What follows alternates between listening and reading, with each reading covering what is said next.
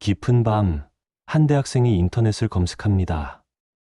불교도인 할머니는 천국에 갈 수 있을까? 이슬람교도 친구가 착하게 살면 구원받을 수 있을까? 화면 속 무수한 검색 결과들이 그의 마음을 더욱 혼란스럽게 만듭니다. 이것은 단순한 호기심이 아닙니다. 이것은 우리 시대의 가장 절박하고도 무거운 질문 중 하나입니다. 당신도 한 번쯤은 이런 생각을 해보셨을 것입니다. 내가 사랑하는 가족, 친구, 동료들 중에는 다양한 종교를 가진 사람들이 있습니다. 어떤 이는 불교를 믿고, 어떤 이는 이슬람을 믿으며, 또 어떤 이는 아예 종교를 믿지 않습니다. 그런데 그들 중 많은 이들이 나보다도 더 선하게, 더 도덕적으로 살아가는 모습을 봅니다. 그때 우리의 마음속에는 피할 수 없는 질문이 떠오릅니다. 정말 예수 그리스도만이 유일한 구원의 길일까? 안녕하세요. 궁금한 성경 이야기입니다. 여러분의 구독과 좋아요는 더 많은 분들에게 이 소중한 메시지를 전하는데 큰 도움이 됩니다. 오늘 우리가 다루고자 하는 주제는 바로 이것입니다. 타종교와 구원. 이 문제는 단순히 신학적 논쟁의 차원을 넘어서 우리의 일상과 관계, 그리고 영혼에 대한 가장 실존적인 물음입니다. 어쩌면 여러분 중에도 이 문제 때문에 밤잠을 설쳐보신 분들이 계실 것입니다. 사랑하는 사람을 떠올리며 그들의 영원한 운명에 대해 염려해보신 분들이 계실 것입니다. 이 질문 앞에서 우리는 두 가지 극단적인 반응을 보일 수 있습니다. 하나는 무조건적인 관용주의입니다. 모든 종교는 결국 같은 산의 다른 길이야. 선하게 살기만 하면 다 구원받을 거야. 이런 생각은 일견 따뜻해 보이지만 과연 성경적일까요? 다른 하나는 무자비한 배타주의입니다.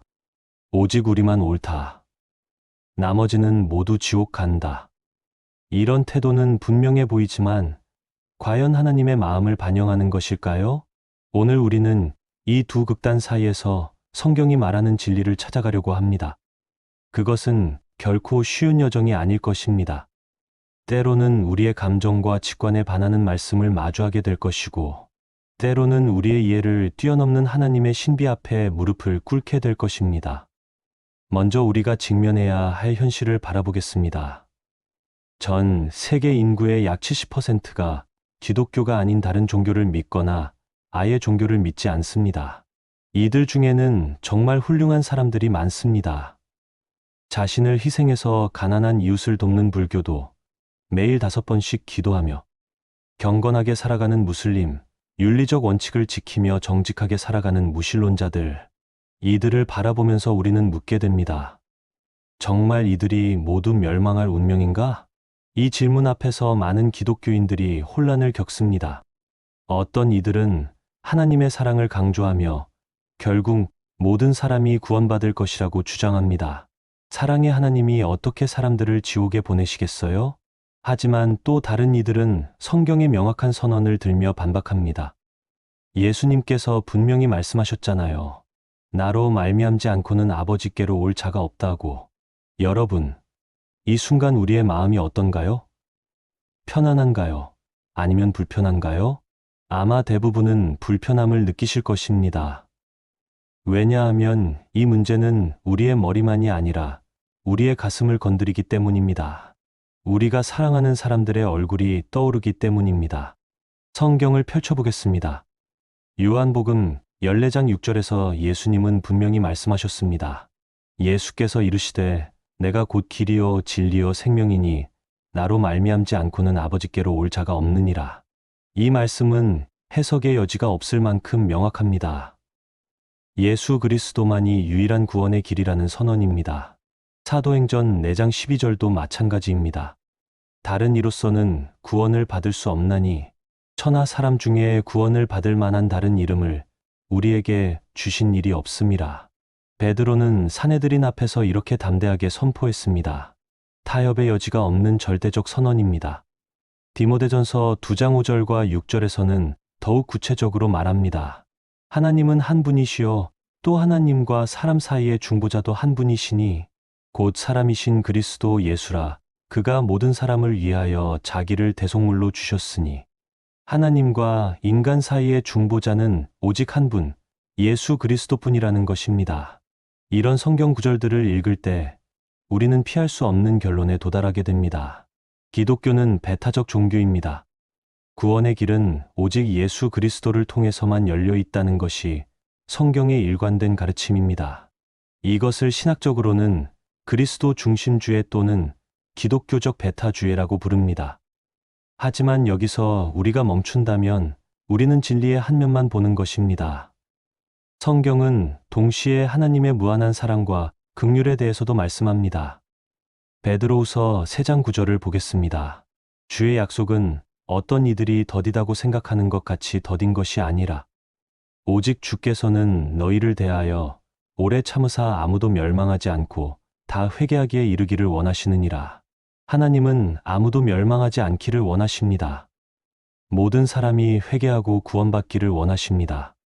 그렇다면 하나님의 이런 원하심과 오직 예수 그리스도를 통한 구원이라는 배타적 진리는 어떻게 조화를 이룰 수 있을까요? 여기서 우리는 하나님의 신비로운 사역을 생각해 보게 됩니다.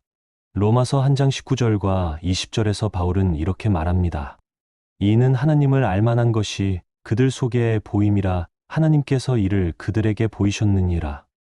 창세로부터 그의 보이지 아니하는 것들, 곧 그의 영원하신 능력과 신성이 그가 만드신 만물에 분명히 보여 알려졌나니 그러므로 그들이 핑계하지 못할지니라. 모든 사람에게는 하나님을 알 수 있는 가능성이 주어져 있다는 것입니다. 자연 계시를 통해서, 양심을 통해서, 그리고 우리가 알지 못하는 하나님의 신비로운 방법들을 통해서 말입니다. 그렇다면 다른 종교를 믿는 사람들의 선행은 어떻게 이해해야 할까요? 불교도가 자비를 실천하고, 무슬림이 정의를 추구하고, 힌두교도가 영성을 추구하는 것은 무의미한 일일까요? 결코 그렇지 않습니다. 이런 모든 선한 행위들은 하나님의 형상을 따라 지음받은 인간의 본성에서 나오는 것입니다. 로마서 2장 14절과 15절을 보겠습니다. 율법 없는 이방인이 본성으로 율법의 일을 행할 때는 이 사람은 율법이 없어도 자기가 자기에게 율법이 되나니 이런 이들은 그 양심이 증거가 되어 그 생각들이 서로 혹은 고발하며 혹은 변명하여 그 마음에 새긴 율법의 행위를 나타내느니라. 하나님은 모든 사람의 양심에 도덕법을 새겨 놓으셨습니다. 그래서 예수 그리스도를 모르는 사람이라도 선을 행하고 악을 피하려는 마음이 있는 것입니다. 이것은 하나님의 일반은 총의 결과입니다. 하지만 여기서 중요한 구분을 해야 합니다. 선행과 구원은 다른 차원의 문제입니다. 선행은 하나님의 형상의 반영이지만 구원은 오직 하나님의 특별 은총을 통해서만 가능합니다. 에베소서 2장 8절과 9절이 분명히 말씀합니다. 너희는 그 은혜에 의하여 믿음으로 말미암아 구원을 받았으니 이것은 너희에게서 난 것이 아니요 하나님의 선물이라 행위에서 난 것이 아니니 이는 누구든지 자랑하지 못하게 함이니라. 구원은 인간의 행위나 노력으로 얻을 수 있는 것이 아닙니다. 오직 하나님의 은혜로 믿음으로만 가능합니다. 그리고 그 믿음의 대상은 예수 그리스도입니다. 그렇다면 다른 종교를 통해서는 정말 구원받을 수 없는 것일까요? 이 질문에 답하기 위해서는 구원의 본질을 이해해야 합니다.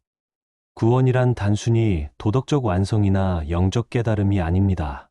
구원이란 죄로 인해 하나님과 단절된 관계의 회복입니다. 그리고 이 관계의 회복은 오직 예수 그리스도의 십자가 대속을 통해서만 가능합니다. 이사야 53장 6절은 이렇게 말씀합니다. 우리는 다 양 같아서 그릇 행하여 각기 제 길로 갔거늘 여호와께서는 우리 모두의 죄악을 그에게 담당시키셨도다. 모든 인간은 죄인입니다. 그리고 그 죄의 대가는 사망입니다. 하지만 하나님은 그 죄를 예수 그리스도에게 담당시키셨습니다. 요한복음 3장 16절, 우리에게 가장 친숙한 구절입니다. 하나님이 세상을 이처럼 사랑하사 독생자를 주셨으니 이는 그를 믿는 자마다 멸망하지 않고 영생을 얻게 하려 하심이라. 하나님의 사랑의 최종적 표현은 바로 예수 그리스도를 보내신 것입니다. 그리고 이 사랑의 선물을 받아들이는 방법은 믿음입니다. 다른 종교들도 나름대로 구원의 길을 제시합니다. 불교는 깨달음과 해탈을 통한 구원을, 이슬람은 알라에 대한 절대적 순종을 통한 구원을, 힌두교는 카르마와 윤회를 통한 궁극적 해방을 말합니다. 하지만 이 모든 종교들의 공통점은 무엇입니까? 바로 인간의 노력과 행위를 통한 구원을 말한다는 것입니다. 기독교만이 유일하게 다릅니다. 기독교는 인간이 스스로를 구원할 수 없다고 선언합니다. 오직 하나님의 은혜로 예수 그리스도의 대속을 통해서만 구원받을 수 있다고 말합니다. 이것이 기독교의 독특성입니다. 그렇다면 우리는 이 진리 앞에서 어떤 태도를 가져야 할까요? 먼저는 겸손함입니다. 우리가 구원받은 것은 우리가 다른 사람들보다 더 착하거나 더 지혜로워서가 아닙니다. 오직 하나님의 은혜 때문입니다. 고린도전서 4장 7절이 말씀합니다. 누가 너를 구별하여 주었느냐? 내게 있는 것 중에 받지 아니한 것이 무엇이냐? 내가 받았은즉 어찌하여 받지 아니한 것 같이 자랑하느냐? 두 번째는 사랑입니다. 다른 종교를 믿는 사람들을 향한 우리의 태도는 정죄나 멸시가 아니라 사랑이어야 합니다. 그들도 하나님의 형상을 따라 지음받은 귀한 존재들입니다. 로마서 1장에서 바울이 말한 것처럼 모든 사람은 하나님을 알 수 있는 가능성을 가지고 있습니다. 세 번째는 전도의 열심입니다. 만약 정말로 예수 그리스도만이 유일한 구원의 길이라면 우리는 이 복음을 전해야 할 의무가 있습니다. 로마서 10장 14절과 15절이 말씀합니다. 그런즉 그들이 믿지 아니하는 일을 어찌 부르리요? 듣지도 못한 일을 어찌 믿으리요? 전파하는 자가 없이 어찌 들으리요? 보내심을 받지 아니하였으면 어찌 전파하리요? 기록된 바 아름다운 것은 좋은 소식을 전하는 자들의 발이라 함과 같으니라. 하지만 우리의 전도는 강요나 압박이 아니라 사랑과 섬김을 통해 이루어져야 합니다. 우리의 삶 자체가 복음의 증거가 되어야 합니다. 이 시점에서 우리는 한 가지 더 고려해야 할 문제가 있습니다. 바로 하나님의 공의와 사랑의 조화입니다. 어떤 사람들은 이렇게 질문합니다. 사랑의 하나님이 어떻게 사람들을 지옥에 보내실 수 있나요? 이 질문에 대한 답은 하나님의 속성에 대한 올바른 이해에서 시작됩니다. 하나님은 사랑이시지만 동시에 공의로우신 분입니다. 시편 89편 14절은 말씀합니다. 공의와 정의가 주의 보좌의 기초라 인자함과 진실함이 주 앞에 있나이다. 하나님의 사랑과 공의는 대립되는 것이 아니라 조화를 이루는 것입니다. 죄에 대한 심판은 하나님의 공의의 요구입니다. 하지만 동시에 하나님의 사랑은 그 심판으로부터 우리를 구원할 길을 마련해 주셨습니다. 바로 예수 그리스도의 십자가입니다. 로마서 3장 25절과 26절이 아름답게 표현합니다. 이 예수를 하나님이 그의 피로써 믿음으로 말미암는 화목제물로 세우셨으니 이는 하나님께서 길이 참으시는 중에 전에 지은 죄를 간과하심으로 자기의 의로우심을 나타내려 하심이니 곧 이때에 자기의 의로우심을 나타내사 자기도 의로우시며 또한 예수 믿는 자를 의롭다 하려 하심이라. 하나님은 자기의 공의도 포기하지 않으시고 자기의 사랑도 포기하지 않으셨습니다. 십자가에서 이 둘이 만났습니다. 공의는 죄에 대한 심판을 요구했고 사랑은 그 심판을 대신 받으셨습니다. 그렇다면 복음을 듣지 못하고 죽은 사람들은 어떻게 될까요? 이것은 많은 기독교인들이 고민하는 문제입니다. 아마존의 오지에서 태어나서 평생 예수님에 대해 듣지 못하고 죽은 원주민은 어떻게 될까요? 또는 기독교가 전래되기 전에 살았던 우리의 조상들은 어떻게 될까요? 이 문제에 대해서는 다양한 신학적 견해가 있습니다. 어떤 이들은 하나님의 일반 계시를 통해서도 구원의 가능성이 있다고 주장합니다. 또 어떤 이들은 죽음의 순간에 마지막 기회가 주어진다고 생각합니다. 하지만 성경은 이런 문제들에 대해 명확한 답을 주지 않습니다. 여기서 우리가 할 수 있는 것은 하나님의 성품을 신뢰하는 것입니다. 창세기 18장 25절에서 아브라함이 했던 고백처럼 말입니다. 온 땅의 심판자이신 이가 정의를 행하실 것이 아니니까 우리는 하나님이 완전히 공의로우시며 동시에 완전히 사랑이심을 믿습니다. 하지만 이런 신학적 추측들이 우리의 전도 사명을 약화시켜서는 안 됩니다. 성경이 분명히 말씀하는 것은 예수 그리스도만이 유일한 구원의 길이라는 것입니다. 그리고 이 복음을 전하는 것이 우리의 사명이라는 것입니다. 마태복음 28장 19절과 20절의 대위 임령을 기억해야 합니다. 그러므로 너희는 가서 모든 민족을 제자로 삼아 아버지와 아들과 성령의 이름으로 세례를 베풀고 내가 너희에게 분부한 모든 것을 가르쳐 지키게 하라 볼지어다. 내가 세상 끝날까지 너희와 항상 함께 있으리라 하시니라. 그런데 여기서 우리가 놓치지 말아야 할 것이 있습니다.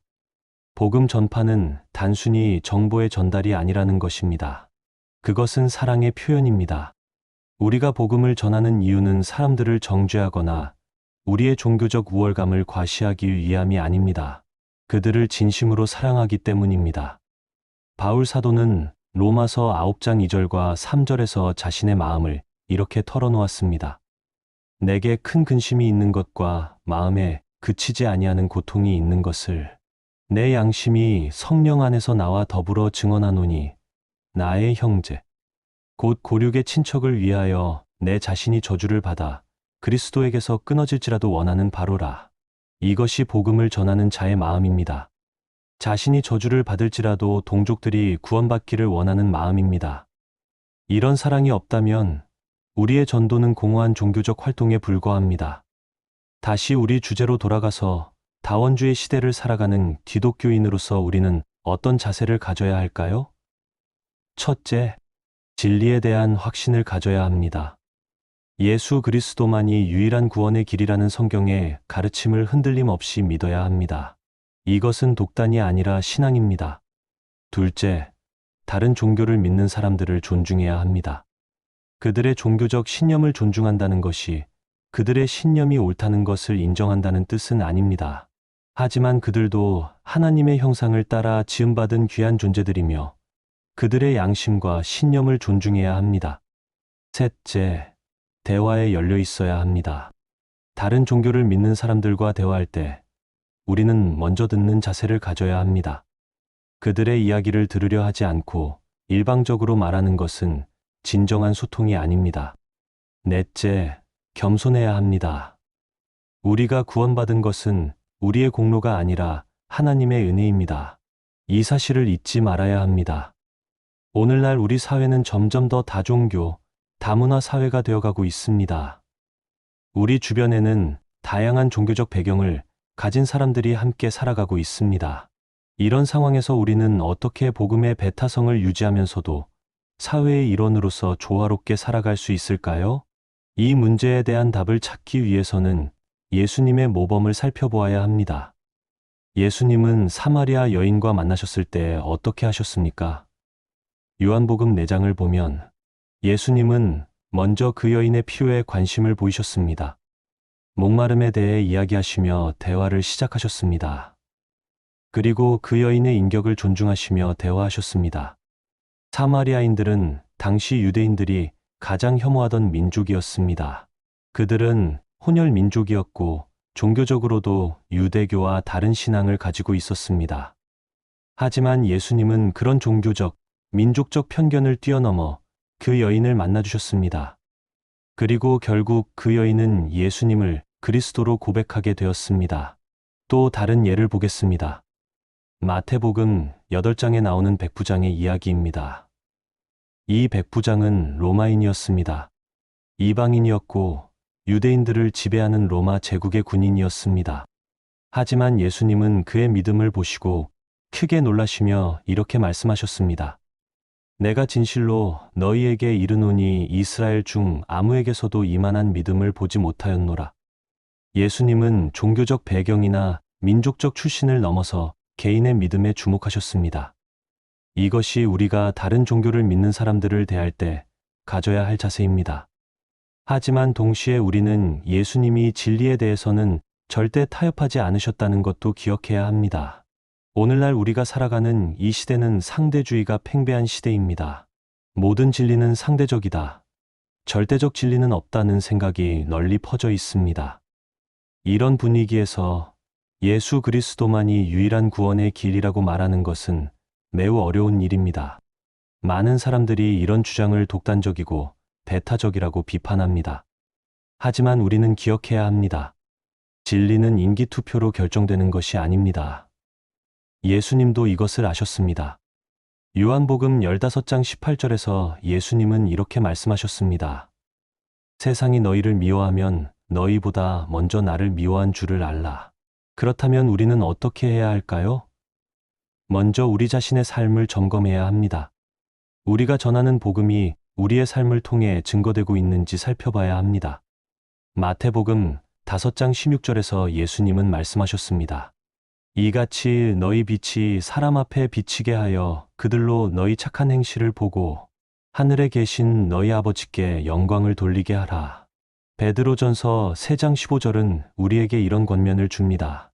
너희 마음에 그리스도를 주로 삼아 거룩하게 하고 너희 속에 있는 소망에 관한 이유를 묻는 자에게는 대답할 것을 항상 준비하되 온유와 두려움으로 하고, 사람들이 우리의 삶을 보고 이 사람에게는 뭔가 다른 것이 있다고 느낄 때 그들은 자연스럽게 그 이유를 물어볼 것입니다. 그때가 바로 복음을 전할 기회입니다. 하지만 그 대답을 할 때도 온유와 두려움으로 해야 합니다. 또한 우리는 다른 종교를 믿는 사람들의 진정한 필요가 무엇인지 알아야 합니다. 인간의 마음 깊은 곳에는 하나님을 향한 갈망이 있습니다. 아우구스티누스가 말한 것처럼 우리의 마음은 하나님 안에서 안식을 얻을 때까지 불안하다는 것이 진리입니다. 불교도가 해탈을 추구하는 것도, 무슬림이 알라를 찾는 것도 결국은 이 영적 갈망의 표현입니다. 우리는 이런 갈망 자체를 부정해서는 안 됩니다. 오히려 그 갈망이 결국 예수 그리스도 안에서만 완전히 채워질 수 있다는 것을 보여주어야 합니다. 여기서 우리는 종교와 복음의 차이를 분명히 해야 합니다. 종교는 인간이 신에게 이르려는 노력입니다. 하지만 복음은 하나님이 인간에게 내려오신 사건입니다. 종교는 이것을 하라고 말하지만 복음은 이미 다 이루어졌다고 선언합니다. 이 차이를 이해할 때 우리는 다른 종교를 믿는 사람들에게 완전히 다른 차원의 복음을 전하는 것임을 알 수 있습니다. 기독교의 배타성은 독선이 아니라 은혜의 선언입니다. 우리가 오직 예수 그리스도만이라고 말하는 것은 다른 사람들을 배제하려는 것이 아니라 모든 사람을 초대하려는 것입니다.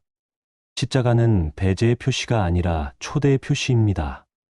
예수님은 요한복음 12장 32절에서 이렇게 말씀하셨습니다. 내가 땅에서 들리면 모든 사람을 내게로 이끌겠노라. 그렇다면 우리는 이런 진리를 어떻게 전해야 할까요? 먼저는 기도로 시작해야 합니다. 고린도후서 4장 4절은 이렇게 말씀합니다. 그 중에 이 세상의 신이 믿지 아니하는 자들의 마음을 혼미하게 하여 그리스도의 영광의 복음의 광채가 비치지 못하게 함이니라. 복음을 가리는 영적 세력이 있습니다. 오직 기도를 통해 성령님의 역사하심을 구해야 합니다. 둘째, 관계를 통해 전해야 합니다. 현대인들은 진정성 있는 관계를 통해 감동받습니다. 우리가 다른 종교를 믿는 사람들과 진정한 우정을 나눌 때 그들은 우리를 통해 예수님의 사랑을 경험하게 됩니다. 셋째, 인내를 가져야 합니다. 종교적 회심은 하루아침에 이루어지는 것이 아닙니다. 우리는 그들의 고민과 두려움을 이해하고 함께 걸어가야 합니다. 이 모든 과정에서 우리가 잊지 말아야 할 것은 결과는 하나님께 맡겨야 한다는 것입니다. 고린도전서 3장 6절에서 바울은 이렇게 말합니다. 나는 심었고 아볼로는 물을 주었으되 오직 하나님께서 자라나게 하셨나니. 요한복음 6장 44절에서 예수님은 이렇게 말씀하셨습니다. 나를 보내신 아버지께서 이끌지 아니하시면 아무도 내게 올 수 없으니.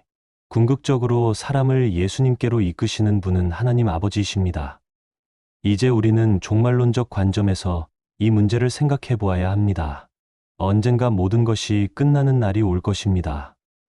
요한계시록 20장에서 우리는 흰 보좌의 심판을 봅니다. 생명책에 이름이 기록되지 않은 자는 불못에 던져진다는 무서운 경고입니다. 하지만 동시에 요한계시록 7장 9절에서는 소망을 봅니다. 각 나라와 족속과 백성과 방언에서 아무도 능히 셀 수 없는 큰 무리가 나와 흰 옷을 입고 손에 종려가지를 들고 보좌 앞과 어린 양 앞에 서서 찬양하는 모습을 봅니다. 이것이 우리의 소망입니다. 언젠가 모든 나라와 족속과 백성과 방언에서 구원받은 사람들이 하나님의 보좌 앞에서 찬양할 것입니다. 그렇다면 실제로 우리는 어떻게 시작할 수 있을까요? 먼저 기도부터 시작하십시오. 여러분이 알고 있는 다른 종교를 믿는 사람들을 위해 기도하십시오. 둘째, 관계를 쌓으십시오. 진정한 관심과 사랑으로 그들에게 다가가십시오. 셋째, 여러분의 간증을 준비하십시오. 넷째, 성경 공부를 제안해 보십시오. 다섯째, 인내하십시오. 우리는 단순히 종교를 바꾸라고 하는 것이 아닙니다. 우리는 죽음에서 생명으로, 어둠에서 빛으로의 근본적인 전환을 제시하고 있습니다. 이것이 복음의 능력입니다. 두려워하지 마십시오.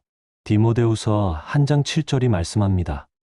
하나님이 우리에게 주신 것은 두려워하는 마음이 아니요 오직 능력과 사랑과 절제하는 마음이니라. 사도행전 1장 8절의 약속을 기억하십시오. 오직 성령이 너희에게 임하시면 너희가 권능을 받고 예루살렘과 온 유대와 사마리아와 땅 끝까지 이르러 내 증인이 되리라. 우리는 이런 소망을 품어야 합니다. 언젠가 천국에서 우리가 사랑했던 사람들을 만날 수 있을 것입니다. 다니엘 12장 3절이 약속합니다.